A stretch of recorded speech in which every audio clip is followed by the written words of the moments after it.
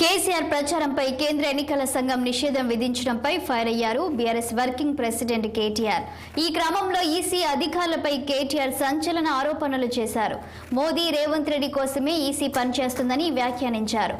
వారిద్దరూ నిబంధనలు ఉల్లంఘించినా చర్యలు తీసుకోవడం లేదని ఆయన ఆగ్రహం వ్యక్తం చేశారు.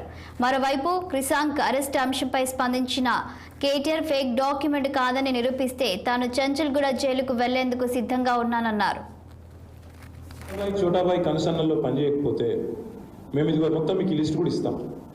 ఇప్పటికి 27 కంప్లైంట్స్ ఇచ్చాం.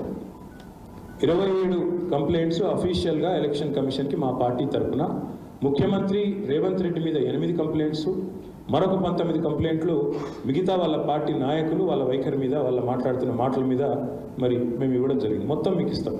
పట్నం సునీతా మహేందర్ రెడ్డి, ఉత్తమ్ కుమార్ రెడ్డి, పొన్నం ప్రభాకర్, జూపల్లి కృష్ణారావు, రఘునందన్ రావు అనే బీజేపీ నాయకుడు, మొత్తం కలిపి 27 కంప్లైంట్స్ ఇచ్చాము. ఒక్కటంటే ఒక్కదాని మీద కూడా యాక్షన్ లేదు. కేవలం కొండా సురేఖ గారు ఏదైతే ఒక్కటి మాట్లాడారో దాని మీద మందలింపు, సెన్షన్, ఒక్కదాని మీద మాత్రం మందలింపు తప్ప ఈ రోజు వరకు ఒక్కటంటే ఒక చర్య కానీ వారి ప్రచారాన్ని నిషేధించడం కానీ ఇంకోటి కానీ కాదు. ఇవాళ వాస్తవం ఏంటంటే కేసీఆర్ గారు బయటికి వచ్చేసరికి, ఆయన బస్సు యాత్ర ప్రారంభించేసరికి ఇవాళ రాష్ట్రంలో కాంగ్రెస్కు అటు కేంద్రంలో ఉన్న బీజేపీకి ఇంత కూడా దడ పుట్టింది. ఎందుకంటే రోజు వాళ్ళకి డే టు డే రిపోర్ట్స్ వస్తాయి. స్టేట్లో ఇంటెలిజెన్స్ రిపోర్ట్స్ ఉంటాయి, కేంద్రంలో ఐబీ రిపోర్ట్స్ ఉంటాయి. కేసీఆర్ గారికి ప్రజలు బ్రహ్మరథం పడుతున్నారు.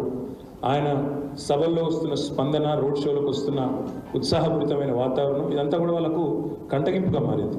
సుభాషితాలు, కేసీఆర్ గారు రైతుల పక్షాన, నేతన్నల పక్షాన గట్టిగా ఒక మాట మాట్లాడితే ఆయన మీద 48 గంటల బ్యాన్. నేను ఇవాళ ఎలక్షన్ కమిషన్ అడుగుతున్నాను, మీరు బడాబాయి చోటాబాయి కన్సర్న్లో పనిచేయకపోతే మేము ఇదిగో మొత్తం మీకు లిస్ట్ కూడా ఇస్తాం. ఇప్పటికి 27 కంప్లైంట్స్ ఇచ్చాం.